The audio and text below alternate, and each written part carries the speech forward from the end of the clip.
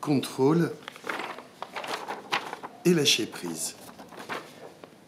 C'est autour de cette thématique que s'organise cette petite vidéo et le besoin de contrôle qui est un besoin de tout être humain, peut se manifester à travers des comportements ponctuels, mais aussi, peut aussi, pour certains et certaines d'entre nous, s'exprimer au quotidien et en toutes circonstances. Et c'est sans doute là que ce comportement, que ce besoin devient problématique. C'est comme ça et pas autrement. C'est une question de principe, nous dirons les contrôlants. Derrière ce type d'affirmation, on peut voir, bien sûr, dans certaines circonstances, une nécessité professionnelle, familiale, mais on peut aussi y voir un besoin de pouvoir, un besoin d'être fort, de dominer la situation, l'expression de traumatismes passés, la reproduction de modèles parentaux, un besoin de perfection, une structure obsessionnelle, des maniaqueries. Les raisons ne manquent pas de vouloir contrôler là ou les situations. La première idée, c'est donc que ce type de comportement a une fonction pour la personne concernée. On pourrait rajouter, deuxième idée, qu'il a forcément été utile, ce besoin de contrôle, par le passé, chacun de nous faisant du mieux qu'il peut à un moment donné avec les moyens et l'histoire qui est la sienne. Troisième idée, il est peut-être encore utile dans certaines situations, dans le cadre professionnel, avec son conjoint, ses enfants, ses collègues, son environnement.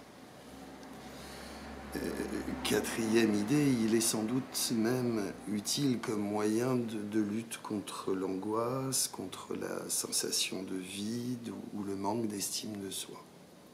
Mais, et il y a un mais, cinquième idée, il a un coût, ce besoin de contrôle.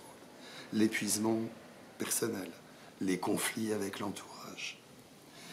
On pourrait rajouter, sixième idée, qu'il est également illusoire, car on ne peut pas tout contrôler, et en particulier, on ne contrôle pas les autres. Alors il va être donc, et c'est la dernière idée que je vais développer un tout petit peu plus, il est utile d'apprendre à lâcher. Lâcher, accepter de ne pas tout contrôler. C'est à la fois se retrouver, être dans le présent et arrêter d'être dans l'anticipation.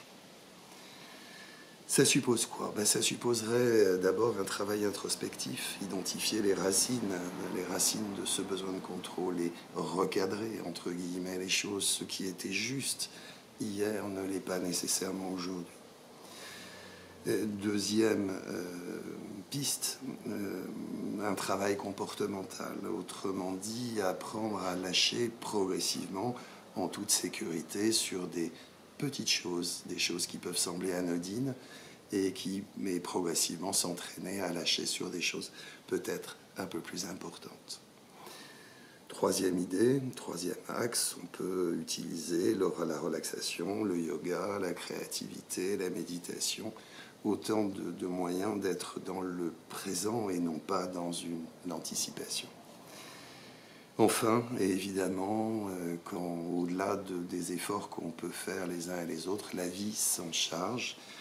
Nos conjoints, nos compagnons, nos compagnes, nos enfants nous apprennent à lâcher progressivement. Voilà, sur cette petite vidéo sur le lâcher prise.